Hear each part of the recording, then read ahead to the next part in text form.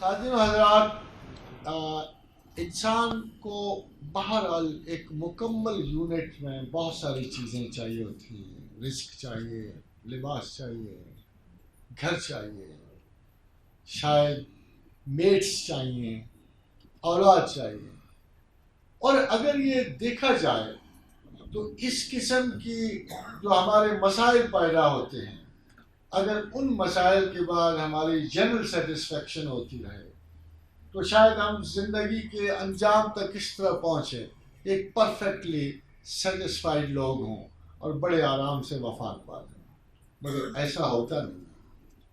زندگی متواتر کرب و بلا سے، بے چینیوں سے.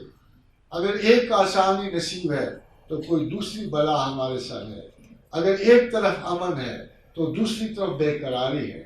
تو جب اپنی تمام تر کوششوں کے باوجود ہم زندگی میں امن، سکون نہیں پا سکتے، خوف اور حزن سے نجات نہیں پا سکتے، تو ہمیں اپنی ذات سے باہر اس سورس کی تلاش ہوتی ہے کہ جو شاید یہ ہمیں عطا کر سکے.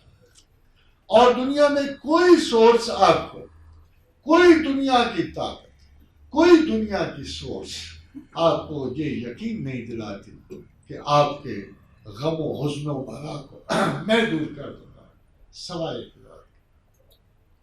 سوائے اللہ کے، کہ جو قرآن حکیم میں فرماتا ہے الا ان اولیاء اللہ لا خوف علیہم ولا هم یحزنون. بس ہم ہیں ایسے، اللہ فرماتے ہیں کہ ہم ہیں ایسے کہ اپنے دوستوں پر کوئی فیئر اور کوئی فرسٹریشن رہنے نہیں دیتے. اور یہ وہ بات ہے جس کے لیے ہر انسان کو خدا کی تلاش ہوتی ہے.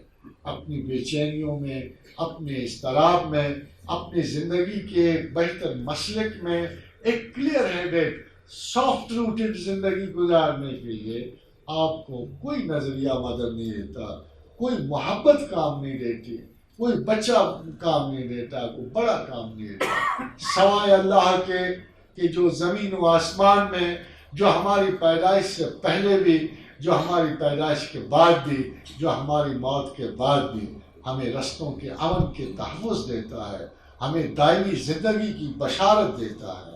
ہاں اگر وہ نہ موجود ہو تو آپ بیکار محض 60 سال کے جانورانہ روٹین کے ساتھ گزر کے فوت ہو جاتے. Nobody then matters. Nobody matters. مگر اللہ وہ امید ہے جو ہمیں اس زندگی کے بعد ایک طویل زندگی کی بشارت دیتا ہے. اس کے بغیر زندگی کی کوئی بشارت ہمیں نصیب نہیں ہوتی. اور اللہ ہی کا احسان ہے کہ اس نے ہمیں آج اسلام پہ رکھا. اللہ ہی کا احسان ہے کہ اس نے ہمیں اپنی آگہی کی روشنی بخشی. اللہ ہی کا احسان ہے کہ وہ ہمارے دلوں میں تجسس اور ریاکاری کی نفرت پیدا کرتا ہے.